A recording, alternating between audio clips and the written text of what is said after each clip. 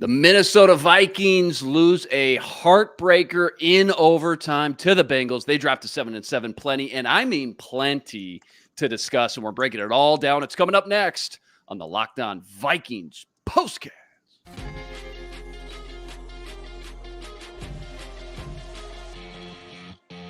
You are Locked On Vikings postcast, part of Locked On Minnesota on the Locked On Podcast Network. Your team every day. The Vikings fall to the Bengals 27-24 in overtime. They haven't won a game on the road in Cincy since 1992, over 30 years. What's happening, everyone? We got the full three-man crew today. Myself, Luke Inman, at Luke_Spinman. That's Ron Johnson. He's on X, at 3Ron Johnson. Host of the Ron Johnson Show right here on the Locked On Sports Minnesota Network. Luke Braun, of course, host of Locked On Vikings podcast each and every day. He's on X, at Luke Braun NFL. Before we jump into it, guys, quick reminder, this episode brought to you by LinkedIn. LinkedIn Jobs helps you find the qualified candidates you want to talk to faster. Post your job for free at linkedin.com/LockedOnNFL. That's linkedin.com/LockedOnNFL to post your job for free. Terms and conditions apply. All right, boys, your Minnesota Vikings are now 7-7. Tough one on the road today versus, if we're being honest, I mean, that was a pretty hot Bengals team coming in. We talked about it all week on the football party. Jake Browning kind of feeling himself these last two games. Couple A topics on my head. Brian Flores' defense finally cracks. They let up those 3 straight touchdown drives, every drive over 70 yards. They lose the turnover battle once again today. Nick Mullens, 2 interceptions on the day. Could have been 3. They're now tied second most in the NFL, most turnovers. We'll deep dive into Nick Mullens' first game as a starter here in a second. Lots to dissect, though, and hit on from this one. We always start here, though, with Ron Johnson. Ron, what's the headline read in tomorrow's paper? What's your biggest takeaway or two from what we watched just unfold? Never tush push again. Like there's no reason to tush push, not once, not twice, not thrice, but with Brandon Powell. It makes zero sense. When everybody draws up the tush push, they draw it up to have somebody big enough to move the needle. Brandon Powell, unfortunately, he's fast. He's a really good punt returner. He's going to get a quick twitch, but he is not strong enough to move the pile in a tush push. That should have been TJ Hawkinson. Hell, put Christian Darrisaw in motion if you have to. Put somebody big enough to pick Nick Mullens up and push him into the pile when you see that with the Eagles and how they carry Jalen Hurts. I don't understand. Ty Chandler finished with 23 carries. Ty Chandler should have had at least 25 carries. Why? The throw to Jordan Addison, that was a touchdown. Should have just been a run. Ty Chandler got you down there. Run the ball again 3 more times from the 1-yard line. And then in those 2 tush push situations, should have been runs to Ty Chandler with TJ Hawkinson in the game, with Josh Oliver, with CJ Ham in the backfield blocking for him, bring an extra lineman in, just go elephant package and say, we're going to run the ball down your throat until we get in the field goal range and win this game. And our guys are stronger than your guys. Kevin O'Connell, unfortunately, lost that game at the end for the Vikings. That play calling should not have happened that way. Yeah, I think go ahead, Luke. with sneaks, like, I can't tell you how many times there's been a 3rd and 1, and gosh, I go back like 2 weeks. Go back to the Broncos game. There's a 3rd and 1. The Vikings do something fancy, and they go, God, just sneak it twice. Come on. So I'm a little bit reticent to be like, never sneaking. Everybody always wants to sneak on 3rd and 1. I think it didn't work this time, and I don't want to fall into the trap of all the play calls that worked are good and all the play calls that didn't work are bad. But I agree with the personnel thing. Why is that Brandon Powell, right? Make that TJ Hawkinson. Shoot. Make TJ, you've done it before. Make TJ Hawkinson go under center, take the snap, and have him push it. Part of the reason the Eagles are so good at it is because Jalen Hurts can squat 600 pounds. Nick Mullens is not doing that. So I think it's a personnel thing. Plus, you got to give him something to check out of that when you see both the A gaps are covered. You see 2 nose tackles up in the A gaps. The sneak is not going to work. And I think the success of the tush push elsewhere has sort of made offenses forget about this. But if they've got both A gaps covered and both B gaps covered, jet sweep that thing. You had it. The jet sweep look absolutely there. If you give that to Brandon Powell, if you want to use Brandon Powell that way. So I think there's personnel tweaks you could have made to make that a better idea. I think sneaking it twice is not something on 3rd and 1 is not something I'm ever going to say is just like a generally bad idea, but you have to be smarter about who's doing what. Yeah, absolutely. I remember, by the way, too, it was last year the Vikings played on a Saturday. They erased the biggest deficit in NFL history versus the Colts. Anytime this team plays on a Saturday, you better buckle up for good or bad. Insane second half of football. The wideouts No in this lead is game, ever safe, man. never What a never meltdown, shut dude. that TV I'm pissed off. off. Yeah, no, I get it. And a lot of people in the comments section are as well. The wideouts in this game balled out on both sides, but you guys are right. The third and fourth down calls by KOC, that's going to be under the microscope all week long. Ron, the defense, though, lets up 3 long touchdown drives in the second half. Who's taking more heat this week? Is it Flores or KOC for not being aggressive on those final plays in overtime, like you mentioned? You mean from an offensive standpoint or both defense and offensively? Brian Flores in the defense, who all of a sudden cracked in the second half for the first time, or KOC and the lack of aggressiveness in overtime? I can't put it on either one, like specifically. I mean, I think they both have a job to do. Kevin O'Connell's job is to get in the field goal range there and score, and Brian Flores' job is to get the ball back for the offense. So it is a team game there. I can't blame one guy. But what I will say, again, I'm still very perplexed at 3rd and 1. And, just coming up with something. Spread them out and run the ball. Like Ty Chandler had been running the ball and had hit he had finally got it going, and it felt like, man, we got a true RB1. We got a guy that can break it. If you spread them out and go 3 receivers wide, they can't, to Luke's point, they can't double A gap you. They have to play you straight up. They have to go 4 down linemen, maybe 3 down linemen and 3 linebackers. Like, they have to change it up. And then you still can run the ball. Chandler was finding the holes. He was finding the gaps, whether you motion a running back or receiver across, and then you still run the ball. Like, you do something to make them think, hey, we're still going to attack. And then at the end of the day, if they give you a coverage you like, just throw the hitch. Like, you only need 3, 4, 5 yards. You could throw a flat route to Ty Chandler. You could do a number of things in that situation, knowing you have 2 downs. I do understand Nick Mullens was making some ridiculous decisions sometimes, and so it's kind of scary to say, all right, if it's not there, throw it out of bounds. But like, I just feel like you could have been a little bit more like, boom, we got this. But at the end of the day, if the tush push did work, we'd be having a different conversation. They get one of those, they convert, they then run the ball probably 3 or 4 more times, kick the field goal, they win. We're probably saying a different subject. So again, if it doesn't work, we can harp on it. If it works, we're praising them. I think there's a lot of really, really bad things that happened to bring that to overtime in the first place. I mean, you had 17-3 as the third quarter was winding down, and you let them go 75, 74, 75 on you. That's disgusting. And I know that, like, Brian Flores had come off of 29 straight drives before allowing a touchdown, so you get a little bit of leash, but that's absolutely getting, pardon my language, that's getting bitched. That is, it's not acceptable. And a lot of that was letting Jake Browning, for one, not tackling, right? Tackling was poor today. You had a really bad miss by Cam Bynum. You had a bad miss by Ivan Pace on the goal line. You had bad misses in the pocket on Jake Browning all day long. He gets out and he manages to throw something on the run 7 seconds into the play, so the secondary can never cover that long. Wrap up and tackle. We just had a whole thing about how good the tackling was against the Raiders. Really bad tackling day. Is the jump balls an issue with the secondary all of a sudden? Mekhi Blackman, Cortland Sutton, the Denver game final 2 minutes, obviously T. Higgins today, and it happened on a Caleb Evans as well.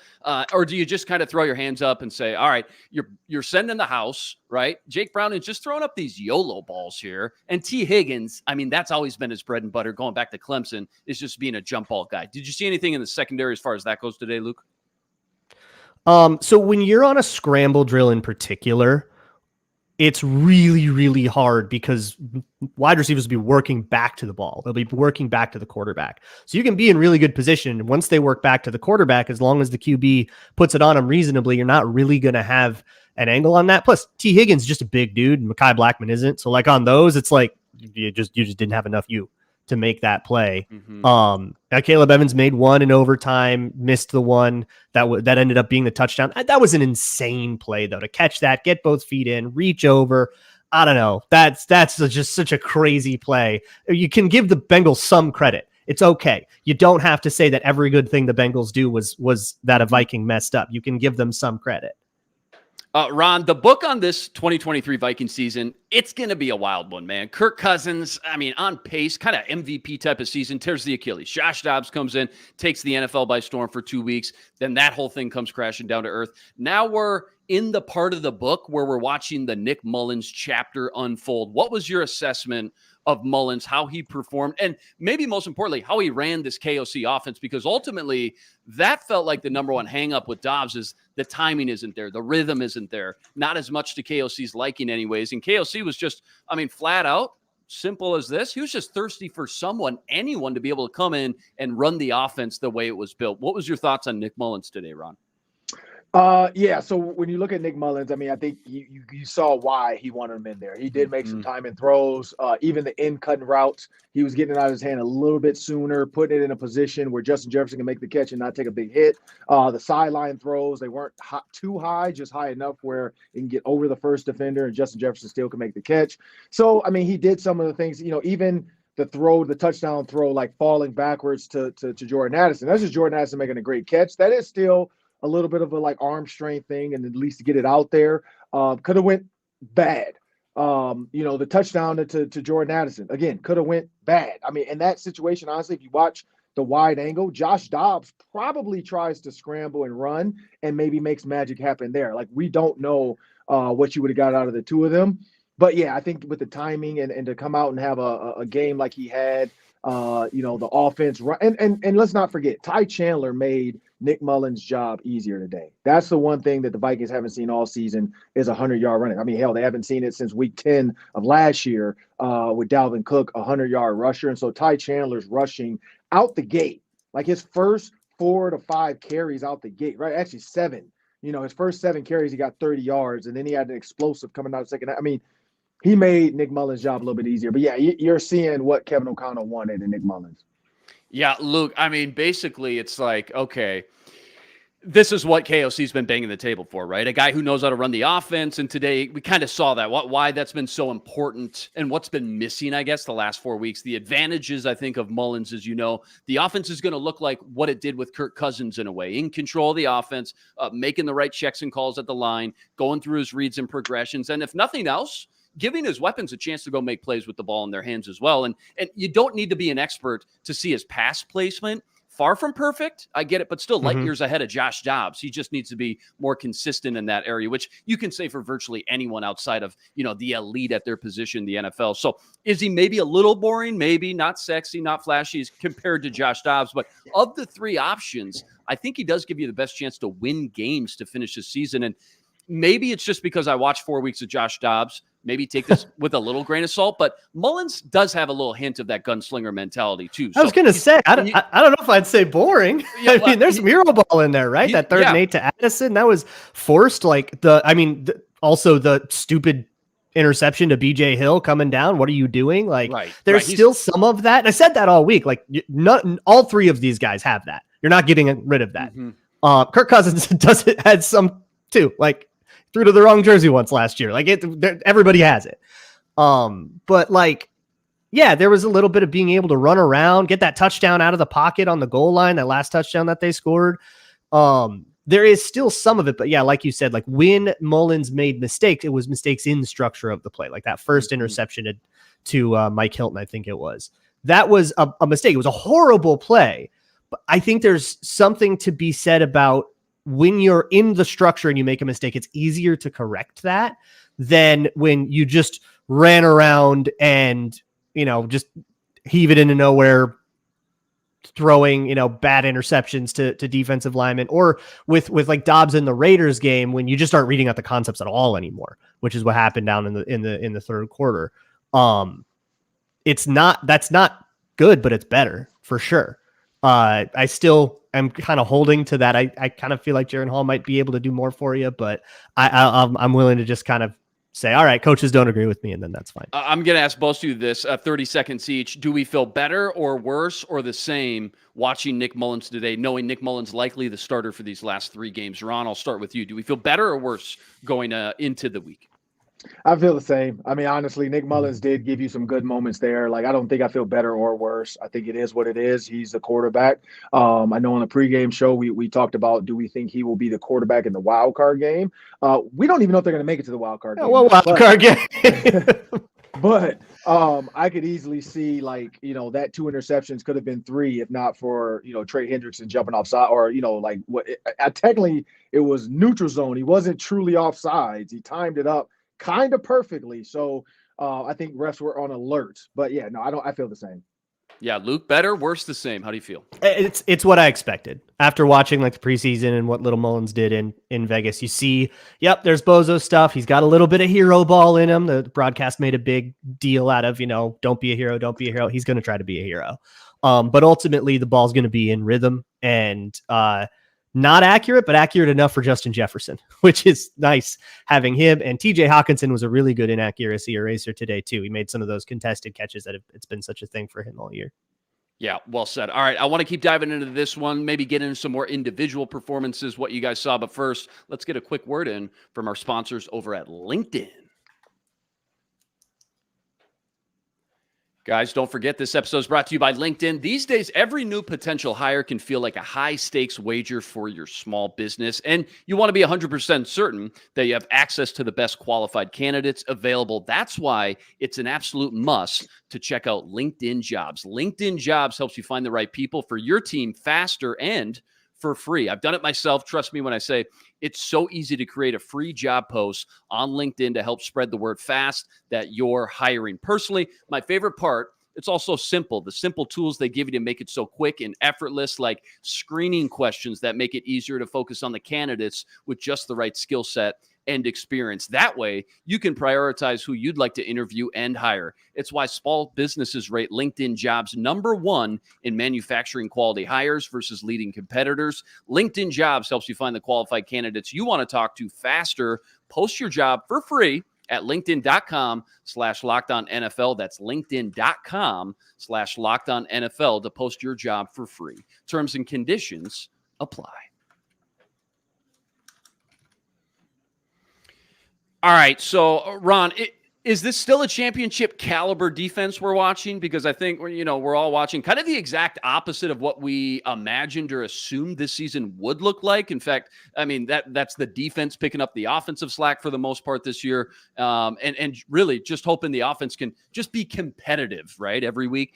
If the offense can just continue to do their part and get better, can this defense win you multiple games, let's say, in the playoffs right now? So I'll take it down to the numbers. Rushing wise, Joe Mixon 47 yards, Braun 23 yards. So yeah, did they stop the run? They did a pretty decent job of containing the run. From a receiving standpoint, Chase only had 64 yards. Higgins only had 61 yards. Boyd only had 53 yards. There was no big time explosive like Jordan Addison type of receiver in this game. So could they do it? Yes. But the problem is the quarterback threw for 324 yards. So he was able to not find one read, not look at his second read, not go to his third read, but go to his check down, and his check down would get him big yardage. He was able to come off his first and second read, go to his third read. Again, we'll get him a first down. There has to be some, and I think the announcers brought this up. And even in the play where like he almost got sacked by Troy Dye, then almost gets sacked by DJ Wanham, and then or I think it's Daniil Hunter, and then almost gets picked off by Josh Metellus. Guy makes the catch and still goes forward. If Josh Metellus just knocks the ball down, it's an incompletion. And there's too much like trying to make the play sometimes with his defense, which is great. But you see a lot of guys punching at the ball versus making the tackle. And then you see guys squirt out and get 4 or 5 more extra yards. I get it. This is a turnover driven team. This is a team that Brian Flores is like screaming turnovers. We're going to celebrate after every turnover. But sometimes the easiest play is the best play, which is just knocking the ball to the ground to move on to the next play and force them into a third and long. And that's the only thing that can hurt this team is sometimes they want to make the big play versus just making the easy play. Yeah, well said. Luke, I mean, again, that defense got punched in the face those last 3 drives, 75 yards, 74 yards, 75 yards, 3 straight touchdown drives.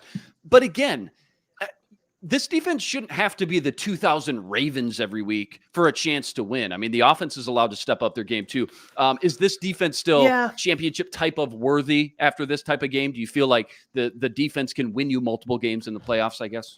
Yeah, 3 touchdowns in a quarter is not 2000 Ravens. 24 points. I think the offense did enough and the defense did not. I think 24 points is a win for the offense. 27 points is a win for the Bengals offense. Especially, backup quarterback and all that, no right tackle, no Alexander Madison, all that O'Connell's dealing with. Like on the whole, it was a good game for the offense. And I think it was a well dialed up game for Nick Mullens as mad as we are at those last plays. I think O'Connell did a good job on the whole. The defense did not. They did great for 3 quarters and then they melted down and they gave up 3 touchdowns in a row. And I think to add to what Ron said, which I agree with, I think they made a really big mistake in the way that they drew up their pass rushes, and that they didn't really contain rush a lot. They actually did once, and they got a great sack on it from for Danielle Hunter, the one where he somehow didn't get the body weight on him. Yeah, that was contain rushing from DJ Wanham. He spun inside, and then as soon as the scramble drill started, his job was to get out and contain and stop Jake Browning from getting outside and throwing on the run. How many times did Jake Browning get out of the pocket, throw something on the run deep, and it was a contested catch? And a lot of times, T. Higgins, Jamar Chase, Tyler Boyd, all those guys are really good at that. That's the Bengals designed their offense around that. So how many times did he get outside the pocket and all he had to do was heave one up? Letting him get outside the pocket as often as they did was a catastrophic failure. And I think that was a failure on game plan as much as anything, in that you didn't have your pass rushes containing guys on the backside of, especially like having Wanham contain on the other side of Danielle Hunter, who's going to get in there, going to get pressure. And then, like I said before, just not tackling the guy. You had Troy Dye had him, Danielle Hunter had him. Let him slip away and then run around and make a much bigger play. I think going into that game thinking Jake Browning wasn't going to get outside the pocket and make things happen is a huge, huge, huge mistake. If you watch Jake Browning in any of the other games, he does that a lot. You got to be ready for it. Can we give a little appreciation and love to Ty Chandler? Ron, you kind of brought it up already, but I mean, it's been since week 10 last year since the Vikings had a 100-yard rusher. That was Dalvin Cook, 23 carries, $132 and a touchdown, almost 6 yards per touch. And then he also added 3 catches, 25 yards. How nice was that to see? And, it brings me back to the draft last year. You got Dalvin Cook on the roster, Alexander Madison, and Kene. And he still uses a 5th-round pick, KOC that is, on this kid from North Carolina. Spoke volumes to me. Now we're finally getting a chance to see how special and explosive this guy is. Yeah, I mean, the fact that he was able to get to the second level a couple of times and actually show some bursts and break through the DBs and, put them on the defensive where they're really just trying to chase him down. I think that's what we had not seen. We had not seen a second level back since Dalvin Cook. And so I think, like I've said this week in and week out, like they have to give one of these guys 20 plus carries, and they finally did it with Ty Chandler. And it was great to see, because that's what the running game sometimes is like. If you ever watch Derrick Henry, if you watch Josh Jacobs, it's just boom, boom, boom, 3, 4, 5 yards, and then boom, when they hit it and they're gone. And so that's what we finally saw was Ty Chandler had been picking and choosing his spots all game. And then when it was time to, make a big run, he made it. And he was going downhill all times. Didn't feel like he was trying to force big runs. Maybe it was the fact that he knew he was RB1. Even when Kene Nwangwu came in, I was like, just leave Chandler in there. Like, I get they're trying that 2 running back committee system. But I felt like, Ty Chandler should have gotten every single carry today. But he did a great job. And I think, it's going to be a tough decision when Alexander Madison comes back, and it's going to be, either Detroit or Green Bay at home. If Alexander Madison starts the next 2 games, one of the 2, and Ty Chandler doesn't start it off, I think we're going to hear boos from the fans. Yeah, well said. Ty Chandler gets all the love, rightfully so. Luke, just talk to me about another guy or 2 that just kind of stuck out to you today for the positive. Let's try to find the glass half full here, a couple positives. Just someone that popped off the screen you think, despite the loss, did some great things today. All right, I'll give you 2. One is Jonathan Bullard. There you go. At defensive tackle, he went out for a little bit in the game, ended up getting a huge sack in overtime. It could have been, the play of the game. But a lot of what the Vikings have done in the run has really, really hinged on him being able to play like gap and a half, be able to be in 2 gaps, hold his spot, be really strong. And while Harrison Phillips is kind of the main event there, Jonathan Bullard has been a really great sidekick to that. And then the second guy, Najee Thompson, my guy, huge play at the end of regulation. It would have picked up blocking. That ball. Oh, it didn't touch a Bengal. It was. Yeah. It would have been. Okay. Yeah. Okay. It looked like it did, but it actually landed just to the side of him. But blocking the jammer right into the returner to blow up field position, get the Bengals to take a knee and go to overtime instead of having any weird 10 seconds quick out, kick a field goal crap. That is a clutch play. And he was playing well all day from that special teams spot. That stuff matters. It adds up over the course of a year. Well said. All right, I got one more to close here. Let's talk about the playoff picture here. Only 3 games left right after Luke Braun tells us about BetterHelp. BetterHelp is online therapy made easy. This episode is sponsored by BetterHelp. BetterHelp is there for you if you are thinking about getting into therapy, even if it's not like I have this problem and I need to solve it. It's still, I think, a good idea to look into it just for maintenance, just to be ready when things, things go up and things go down, right?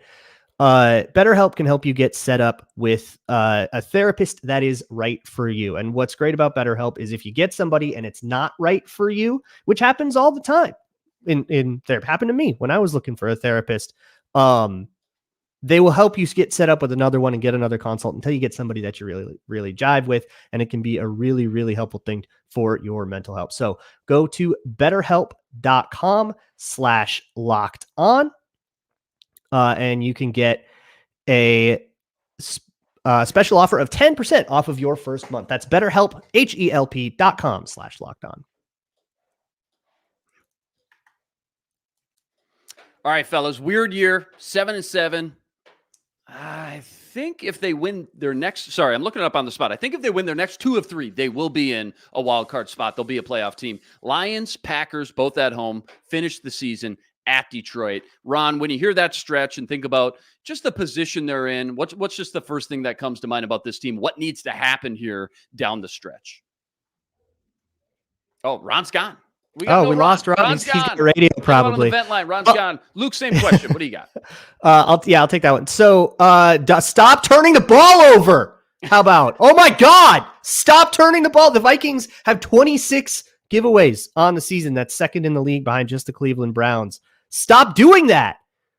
Yeah. Do you think 6 points would have helped in this one? 2 third downs. I mean, how many times are we going to do this? Remember on the Minnesota football party when I came out, one of the nerdy stats of the day, when I came out with the one that the Vikings have on average from yards per play and total yards, outgained their opponents in losses. If you just take the games that they have lost, they have on average outgained their opponents. And by the way, they've outgained their opponents in like 4 of 6 losses. Guess what? 5 of 7. They outgained the Bengals and they lost to them because they can't stop turning the freaking ball over. Protect the football. It's the first thing you always say. And you know what? They're not going to stop turning it over. They didn't stop now. They're not going to stop then. So here's what's going to happen. They're going to play against the Lions. It's either going to be this coming game or the last game. They're going to turn the ball over in a game where they outgain the Lions and they're going to lose there and they're going to miss the playoffs. Or if they make the playoffs, they're going to turn the ball over and lose in the playoffs. Steel yourselves for it now because I have absolutely no faith that the Vikings can protect the football anymore. I'm sorry. Feel the pain? Coaches have failed there. Do you feel coaches have failed there? Yeah. And trust me, everybody in the comment section, everybody listening at home, they feel your pain. They feel the frustration because it wouldn't hurt so much, Luke, if we didn't know that this was a good team. This is a good team, man. Shooting yourselves in the foot talented. over and over. If they can't stop turning the ball over, how good are they? That's part of being good, is protecting the football. You cannot be second in the league in giveaways and call yourselves a good team. You're a 500-ass team at 500. You deserve to be. Boom. Well said. Let's drop the mic right there. Well said. Well done as always. Vikes lose a tough one in overtime, 27-24 in Cincinnati. Absolute heartbreaker. Rest assured, we'll be back breaking it all down right here on the Locked On Sports Minnesota channel. You got Ron Johnson on the Ron Johnson Show. That's on Tuesday. Of course, we'll be breaking it down on the Minnesota Football Party on Monday. Make sure to check out that. Myself, Sam Ekstrom, Luke Braun, of course, Arif Hassan. Plus, you can check out Luke every day on the Locked On Vikings podcast as well. Huge shout out and a thank you to everyone who joined us on today's postcast. And yeah, chat's popping off. Love you guys. Chat's popping off for sure. This is a safe place. We can all vent right here together. And another reminder, make sure you like and subscribe to the channel so you catch all our shows. That'll do it for us today. Follow us on X at Luke_Spinman, Ron Johnson at 3Ron Johnson, at Luke Braun NFL for Ron and the 2 Lukes. Until next time, signing out.